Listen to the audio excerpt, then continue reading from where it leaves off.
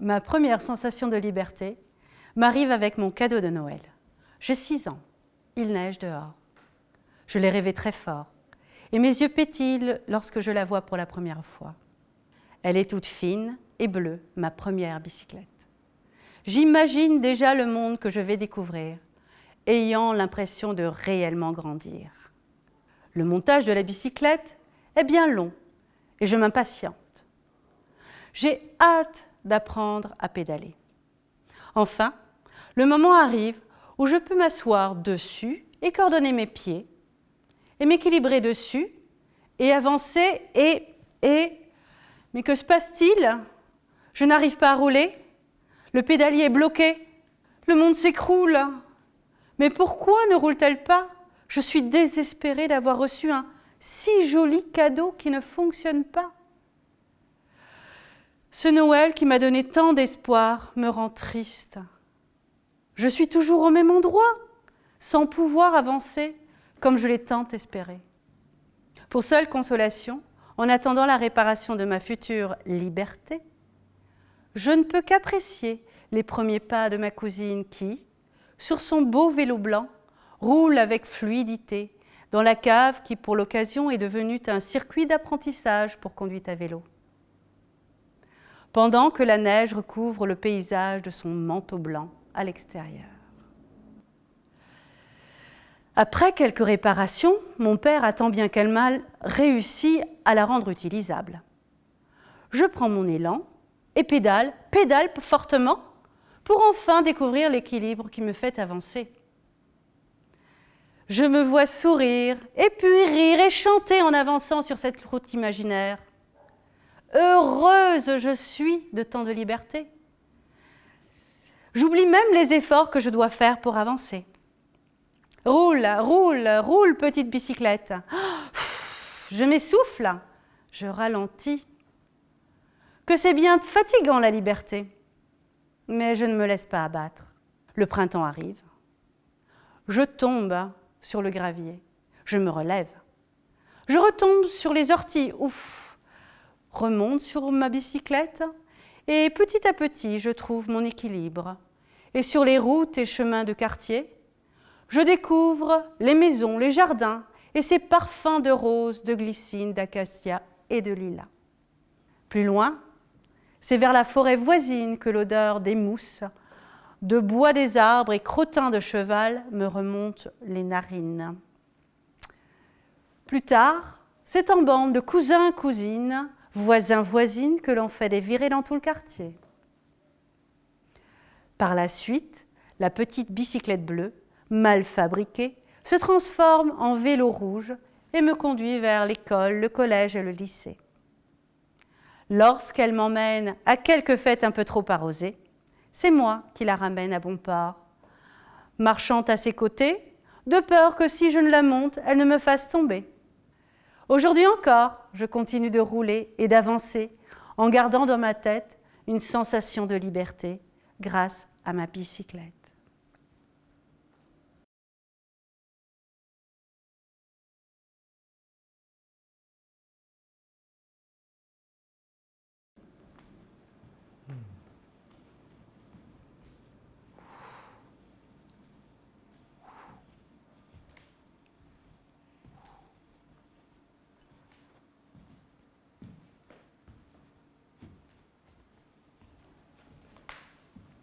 Esta é a minha pequena andorinha. Costuma estar pousada na parede do meu quarto, parecendo estar sempre prestes a partir num iminente voo. Quando acordo, invariavelmente, é para ela que olho e é como se ela me lembrasse que o novo dia para o qual eu acordei é como um novo voo. Sempre gostei de andorinhas, pelo menos desde que me lembro de ser eu. Quando eu era miúda, um dia, na escola, a professora anunciou à classe: hoje vão fazer uma redação sobre a primavera. Sim. No meu tempo, não sabíamos o que eram composições ou textos. Escrevíamos redações. De preferência sobre coisas muito concretas, como, por exemplo, como foi o fim de semana, como foram as férias de verão, o dia do pai, o dia da mãe. Nunca nada de temas livres. Lembro-me de olhar pela janela da sala de aula e de ver as andorinhas num vai-vem constante rumo aos ninhos no barado da escola. E de pensar para comigo que o que eu mais gostava na primavera era de as ver chegar. E quanto invejava a sua liberdade de voar. E na folha em branco do caderno, com a minha caneta de tinta permanente de aparo, na minha melhor caligrafia comecei a escrever. E se eu fosse uma andorinha? E escrevi. Escrevi como se me tivessem nascido asas. Quando entreguei a redação à professora, vi-a olhar para o título e, por cima dos óculos, lançar-me um olhar de espanto e de descrédito. É isto que escreveste sobre a primavera? Disse ela com aquele tom de voz que tinha e que era capaz de estilhaçar vidros, fazendo com que todos os outros alunos voltassem os olhos para mim. Senti-me sem pinga de sangue. Tímida, respondi num fio de voz. Sim. Mas a menina não percebeu que a redação era sobre a primavera? A voz dela subiu de tom. Era como se fossem agulhas a picar-me a pele. Percebi, respondi. E porquê é que escreveu isso? Porque as andorinhas são a primavera, respondi. Vi-lhe o rosto a ficar vermelho, os óculos a descaírem-lhe do nariz, os lábios a contraírem-se para se abrirem de novo e fazerem soar um agreste. Agora, aqui, de pé, junto ao quadro, vai ler o que acabou de escrever aos seus colegas. Engoli em seco. Como castigo, de pé, junto ao quadro, as pernas e as mãos começaram a tremer, as lágrimas a quererem começar a cair. E se eu fosse uma andorinha? Ouvi os risos a ecoarem na sala. Repita mais alto, ninguém a ouviu. E se eu fosse uma andorinha? Agarrei com força no caderno, engoli as lágrimas e num fôlego li. Li. Sempre a pensar nas andorinhas que para lá daquela sala voavam livres, alheias àquela minha aflição. E quando terminei e me sentei de novo na cadeira, junto à janela, a tentar não ouvir os risos nem aquela voz de agulhas que me continuava a magoar, desejei profundamente ser como elas. Sabem que mais? Ainda hoje quero. E quando olho as andorinhas, invariavelmente imagino-me a voar, rumo ao sol e ao calor, sempre que o presságio do frio e dos dias cinzentos se faz anunciar, sabendo-me depois, num regresso anunciado e preciso, a construir um poiso, até de novo partir, a viver o tempo, marcado somente pela sucessão de primaveras e verões, a ver o mundo, acima, sem que ele me toque, a ver a vida a acontecer assim, de um alto qualquer. E a ser bailarina, numa dança frenética de bater asas, descrevendo ciclos estonteantes, retas rápidas, diagonais improváveis. Incansável, sempre incansável, nos entardeceres sem qualquer outra música a não ser a sinfonia do meu contentamento. Ser frágil, tão pequena. Ser forte e resistente no meu intenso voar feito de idas e vindas. E livre. Livre. Queria ser como as andorinhas. Sempre quererei. E esta andorinha, pousada na parede do meu quarto, lembra-me todos os dias que na minha imaginação onde a liberdade tem a maior expressão, eu o posso ser.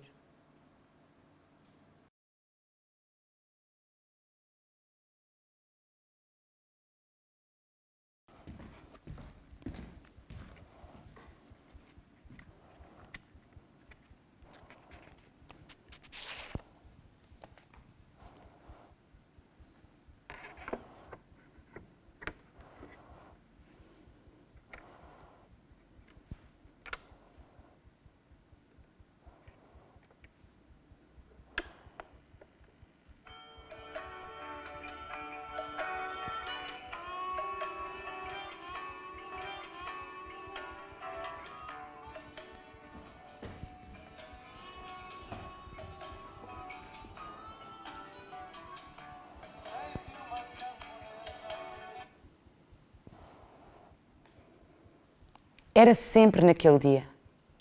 Sentia um nervosismo que me acalmava. Tudo ali fazia sentido. A tua voz, a tua calma, a forma como me contavas a história por trás de cada capa de vinil que nos mostravas. Domingo. Era quase sempre nesse dia, como se fosse o nosso templo, onde nos juntávamos para rezar. E continuavas. Venham ver este. Agora vamos ouvir. Eu lá ia, com os sons, viajava, deixava-me ir. E dentro da minha cabeça construíam-se histórias e memórias. Essas sem saber na altura. E dançávamos. E pedia tantas vezes, deixa-me pôr os meus pés em cima dos teus, deixa. E ele deixava. E rodopiava comigo e com o mais pequeno da casa, que vinha sempre pedir para fazer igual. E ríamos. E assim começava a nossa cumplicidade. Quando estive sem ti, imaginei como seria estar contigo, a fazer coisas banais, do dia a dia. Mas nada preparou o meu coração para esta emoção. Era gigantesca. Era tão grande a minha alegria que por vezes eu achava que era demais para mim. E talvez não a merecesse. Tal era o seu tamanho e importância. Quando estive sem ti, olhava aquele vinil, aquela capa com a fotografia de um homem a segurar uma menina sentada no capô do carro. E via-nos. Também tu usavas bigode, sinal da moda. E eu sorria, porque para mim aquele eras tu, comigo, quando eu não te tinha. Nunca te cheguei a contar esta história. Isto, que eu imaginava. Nunca soubeste. Fui-me esquecendo, porque quando vieste de vez, foi para sempre, até te terem levado de mim, de nós. Ainda guardo a tua voz, os teus conselhos, tudo o que fazíamos e nos ensinaste. Mas o que mais sinto falta são das nossas conversas. A música que fluía entre nós e como não precisávamos de falar para nos entendermos. E rimos tantas vezes sobre tanta coisa.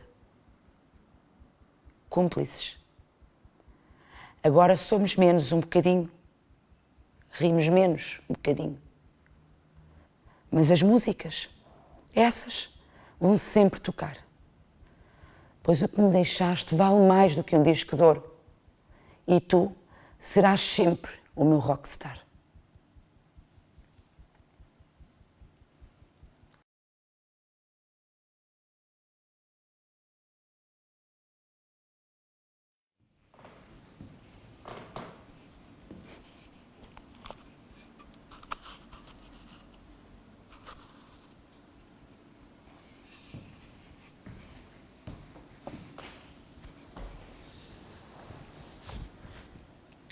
O telefone toca e ouço a voz da minha mãe. Estou? Olá! Sim! Daqui a 10 minutos estamos aí. E desliga. Jorge! Joana! Rápido! Vamos visitar a avó Bibi! Despachem-se! E eu já sabia que era para ir a correr.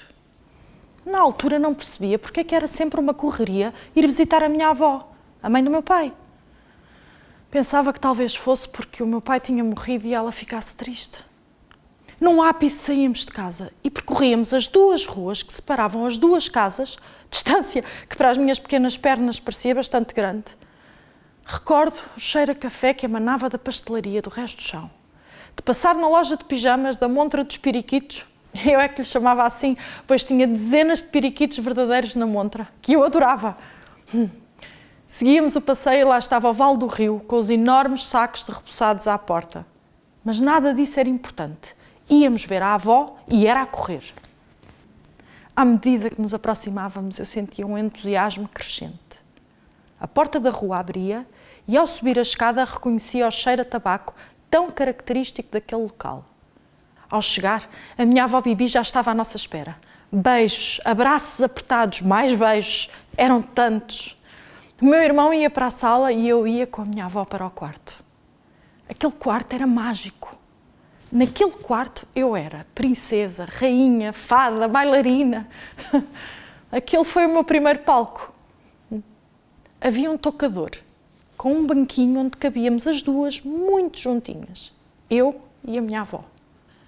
Lembro-me do olhar dela no espelho enquanto eu colocava o pó de arroz, batom e as pérolas ao pescoço. Lembro-me das mãos dela a percorrerem o meu cabelo. Olhava para ela e dizia que queria furar as orelhas para poder usar aqueles brincos. Os brincos da minha avó. Uma pérola rodeada de brilhantes. Como o tempo voava naquele quarto. Toca a campainha. É a minha mãe. Beijos, muitos abraços, apertados. E lá íamos nós calmamente para casa. Tinha-se feito a promessa de voltar quando pudéssemos. Mas por que é que não podíamos? Os anos foram passando e comecei a ir sozinha à casa da minha avó. O cheiro do tabaco vinha do meu avô, o homem sisudo a quem eu dava um beijinho antes de fugir para o quarto, para o tocador, para o pó de arroz, para os brincos, para as mãos da minha avó. A minha avó morreu e no dia do seu funeral, o meu tio, que eu via entrar em casa pela primeira vez, trouxe-me um embrulhinho em papel de guardanapo. Eram os brincos. Chorei. Os brincos que eu tanto quis usar em menina e que só faziam sentido nas orelhas dela. De repente voltou tudo. A correria, os cheiros.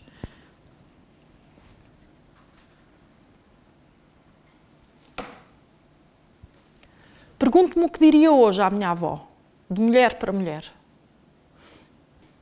Talvez só a abraçasse em frente ao espelho do tocador e lhe agradecesse os momentos de magia que ali vivi com ela.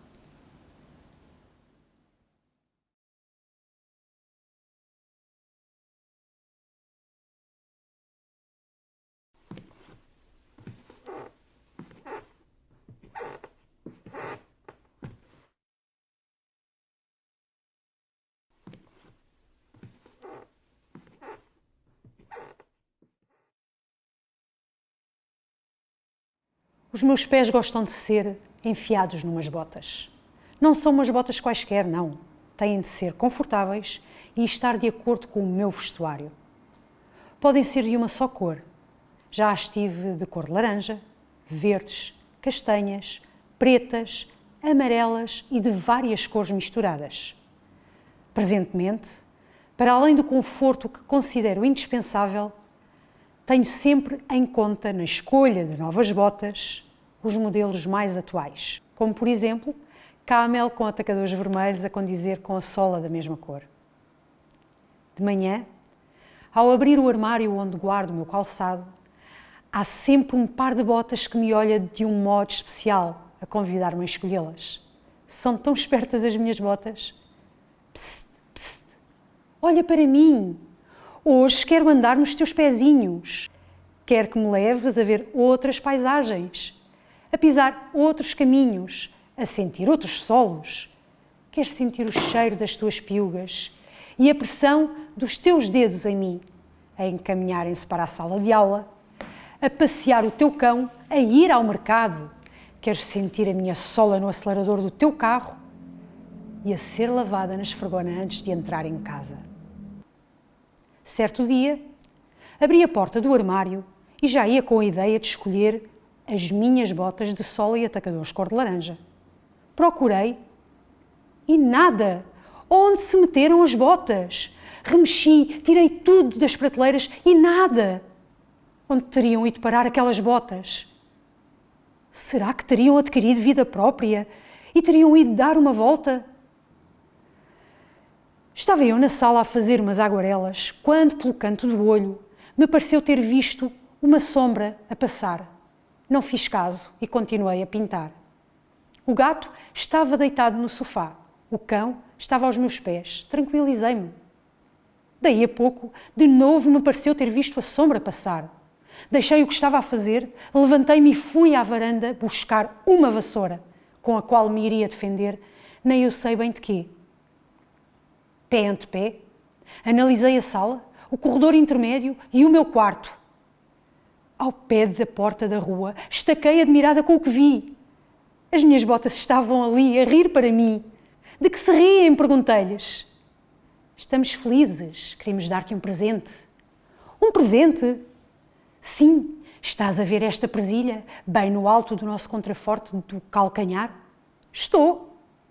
Isto parece uma presilha, mas não é. É uma chave.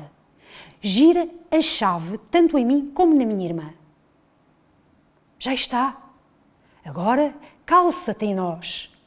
Já está? Estás pronta? Estou.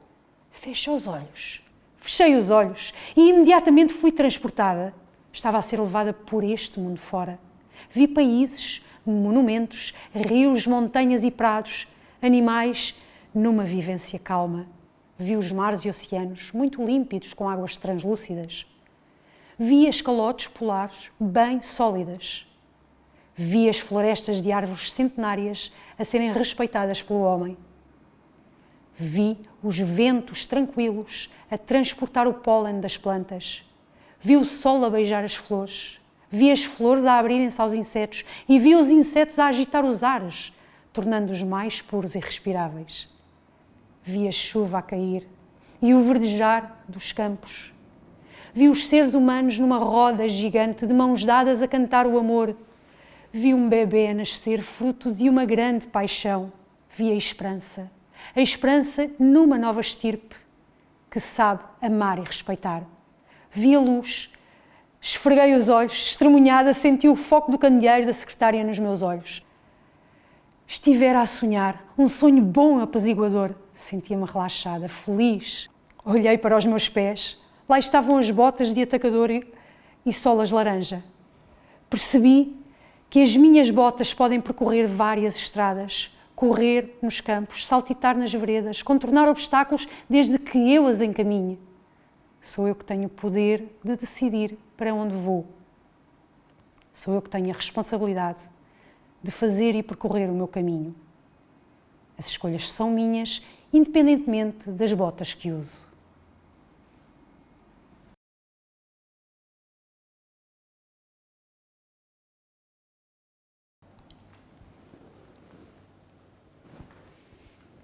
Quem sou eu? Quem sou eu? Só com eles o sou, só com eles consigo ver a vida que se encontra diante de mim. Só com eles consigo ver a nitidez de tudo ao meu redor, viver a vida em pleno e ficar completa. Quem sou eu, pensam vocês? Sou uma caixa de óculos. Desde que me lembro que fazem parte de mim e nem sempre foi fácil. Antigamente, quem usava óculos era gozado, mas de há uns tempos para cá, virou moda. Existem de todas as cores e feitios, e ainda bem.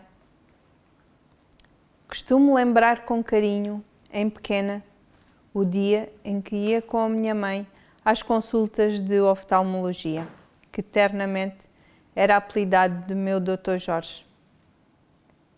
Como não tínhamos transporte, levantávamos-nos cedo para apanhar o autocarro. Gostava de me sentar no banco da frente para poder ver tudo no caminho até Montemor, todas as casas, todas as árvores, todas as flores. como nessa altura as consultas eram por ordem de chegada, muitas vezes descíamos-nos antes da estação, para chegar mais rápido ao consultório e sermos as primeiras a ser atendidas.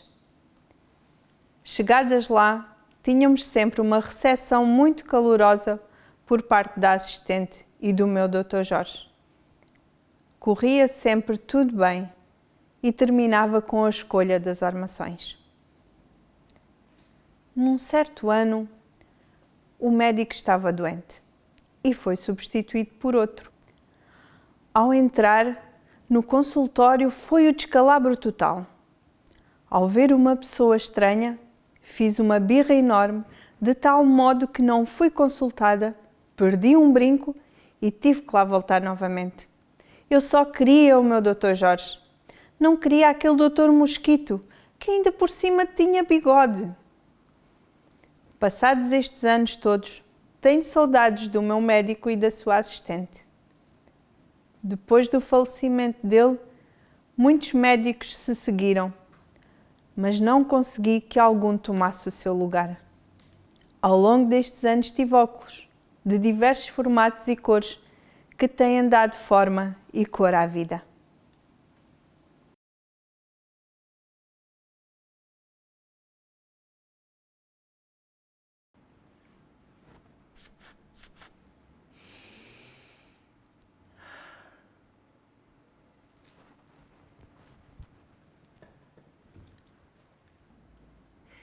Não me lembro quando, mas sei que desde sempre existe na minha vida. Sempre teve um efeito, aliás, sempre teve vários efeitos em mim. Já me fez suspirar, já me fez sorrir, já me fez chorar, já me fez espirrar e faz-me viajar no tempo e no espaço.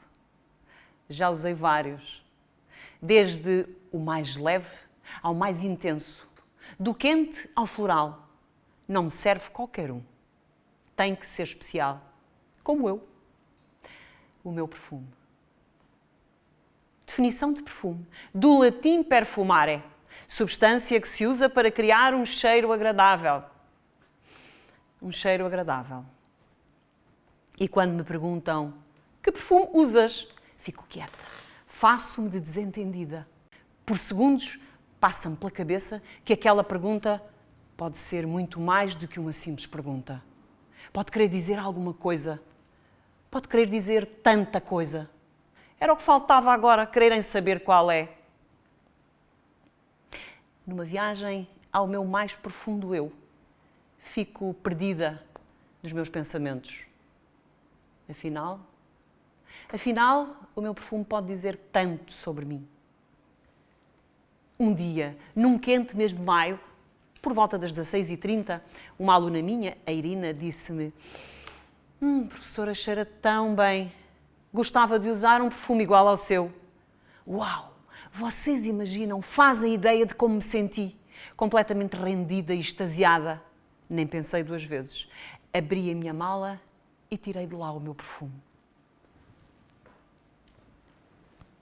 Irina, é este o meu perfume. Quer experimentar? E ela experimentou. Fiquei tão, mas tão extasiada que logo ali, à porta da sala de aula, dei uma lição de essências, fragrâncias à Irina. E ela, com um ar enfadado e acenando com a cabeça, Já lá vão 20 anos e nunca mais me esqueci da Irina. O meu perfume sou eu. E eu sou o meu perfume. Tem-me acompanhado sempre, desde sempre. Faz parte do meu ritual matinal. Aliás, faz parte de todos os meus rituais. E não é apenas uma leve borrifadela, não. Parafraseando a minha mãe, que cheirosa! Parece que caíste dentro do frasco do perfume. Sais mesmo ao teu pai. Ela, a minha mãe, tem toda a razão. Eu e o meu pai somos viciados em perfume. Depois, ao longo do dia, de quando em vez, outra borrifadela. é preciso garantir que estou sempre cheirosa, sempre perfumada. Creio que se me deitasse num divã de um psicanalista, ele me diria que isto é patológico. E possivelmente até me receitaria os comprimidos daqueles milagrosos para este vício. Pois, a mim parece-me que o meu perfume é tão simplesmente um espelho. Um espelho, o espelho da minha alma.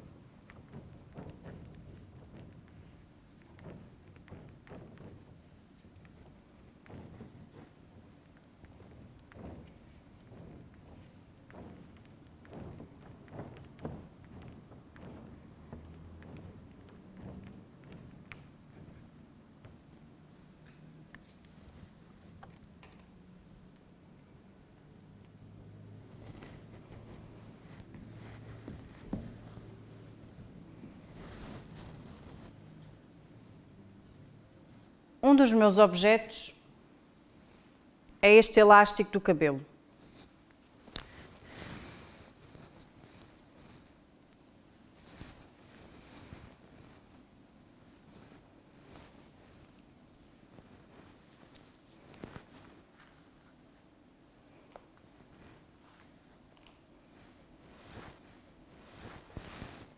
Quando o ponho, significa que estou pronta. E estar pronta significa ir em frente. Quando me desafiaram a escrever sobre mim e sobre um objeto, não consegui encontrar um só. Por isso digo, um dos meus objetos é este elástico para prender o meu cabelo e seguir em frente.